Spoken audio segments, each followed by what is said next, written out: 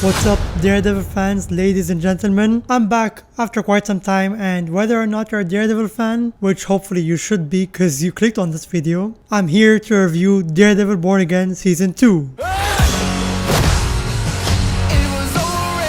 It's pretty surreal, we're already here, and there's already a Season 2 at all. And now they're already knee deep into production of Season 3. It's such a fantastic time to be alive as a Daredevil fan, and it is so great to see them be this consistent. I remember when the MCU always seemed like a rocky road on whether or not we would get a second season, like Moon Knight, Hawkeye, Miss Marvel, and now we have Daredevil Born Again, which is easily the best post-Endgame MCU production I've seen so far. Be this consistent in quality and quantity, it's too good to be true, and I love it. This season is not perfect and I do feel mixed, yet at the same time I still loved so much of it. And there was truly some all-timer sequences and writing in here within the world of the MCU that is so refreshing to see and bask oneself in. There's a few pros and cons here and there. A lot of strong pros and so few cons though. Daredevil Born Again Season 2 ups its quality in every single aspect. It's a really strong season that continues to deal with moral dilemmas and mortality in some ways,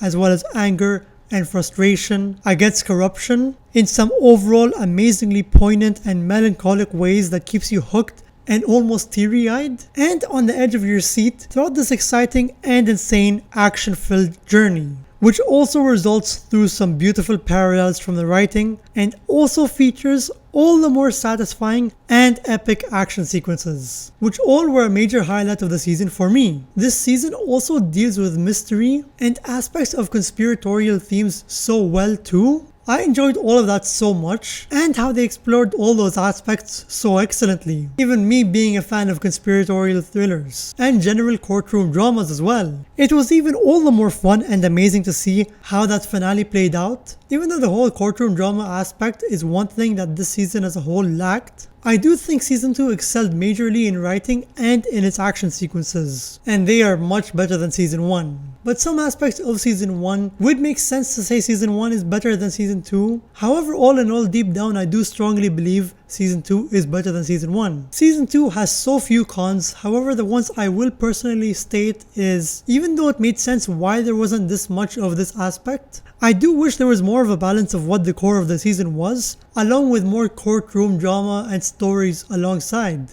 I think deep down I just personally wish that this season has at least 12 to 13 episodes, like the Netflix show. They do tie in everything so greatly within the amount of episodes that are out, yet with more episodes, they could definitely explore more of what I hoped for, and more. Courtroom and that stuff aside, one thing which felt difficult to watch was Matt and Karen's relationship throughout the season. It made the season what it was ultimately, but it slowed down the pacing and I felt like the spark of their chemistry just was not there, and the romance felt so forced. It flat out felt off. It definitely could work better, but this time around, I don't know if it's the acting or the writing or both, but the whole thing just felt so shoehorned in and unnecessary. Something else that I felt that could have been handled a lot better too was the whole therapist storyline. It's cool to see what happens at the end, but it really slowed down the show for me, and it was kinda cringe. Buck is a lot better this season and more fleshed out, but honestly feels kinda dull and a little soulless, no disrespect to the actor, but that's what his performance brought out to the character and the writing.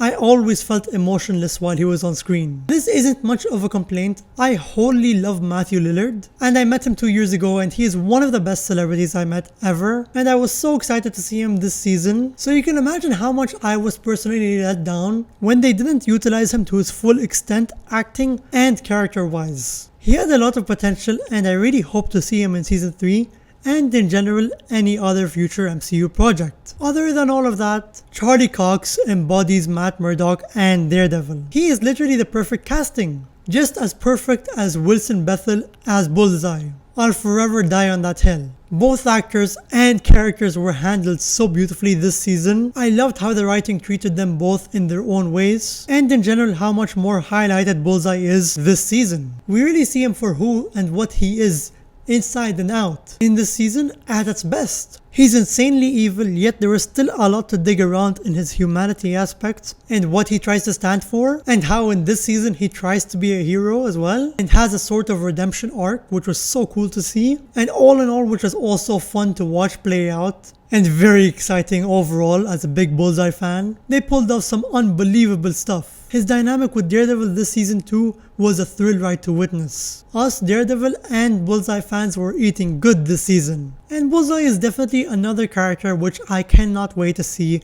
what the future holds for him in the MCU. He is too cool and too lovable. Filmmaking and writing wise this season was stellar and some of the MCU's best. One episode after another has that hook that grips you incredibly well. I love the tone of the show and all of its seriousness. It knows what it is and it is able to stick with it all the way through. And even if there's a storyline I don't entirely enjoy, it still is tolerable and helps the show flow well in the long run, and how it affects the course of the core of the season. The writing here is also amazing. So amazing to the point where it's shocking how good it is, and how it also is a reflection and a commentary to how the US is like right now. It's relevant in such a smart way and shines a general light into the grim stuff that's happening in real life, and is able to blend it into fiction and mix it in with general really good storytelling, and it works so well as that overall. Besides that, I have got to say, as if he already isn't, but this season 100% solidifies Vincent D'Onofrio's Wilson Fisk as one of the greatest villains of all time. They surely nailed down the best routes writing wise for us to hate his character, along with how his acting deeply bounces off with the writing. Fisk is careless, arrogant, powerful,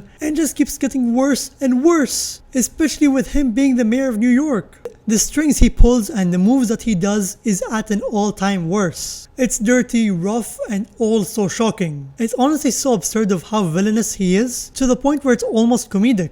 There is one kill in one of the first few episodes of this season where Fisk kills this one guy, and it was so absurd to the point where it genuinely made me laugh out loud, which sounds weird, but it just goes to show how evil he is and how unexpected some stuff can be in some circumstances too. That can turn out a little cartoonish. Take it as you will, but I do mean it mostly in a complimentary sense though. However, Vincent's performance was at his all-time best. Thoroughly displayed all of his emotions during the emotional journey that Fisk endured. At times it's so powerful and masterful, even though you hate him so much. There can be moments where from how good of an actor he is, it might just be me, but I honestly felt a little sympathetic for him, from the deep sadness that he brought to the character. Such raw emotions and rage. What a great, scratch that, phenomenal actor. Phenomenal might not even be the words for it. I'm just at a loss. Honorable mention to Michael Gandolfini. He was the underdog this season. He was a lot better this time around as well. His character arc was dark and impactful to watch play out, and mostly always interesting.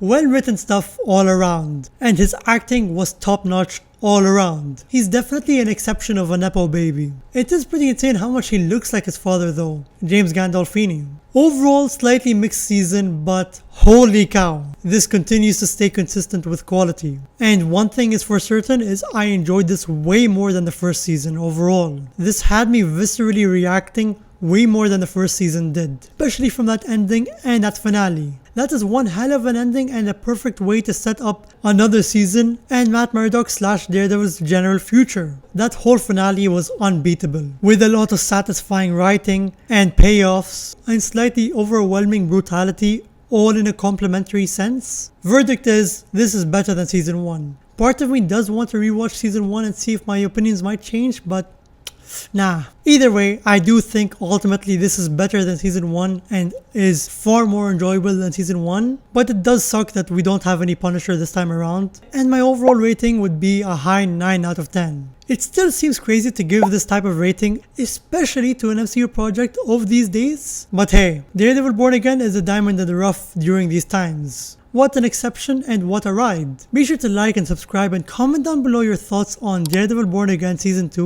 and whether or not you're new here, do check out my other videos, including on my podcast Mojito with Mojito, especially since I might have a new guest pretty soon. So stay tuned and I'll see you guys very soon. Peace.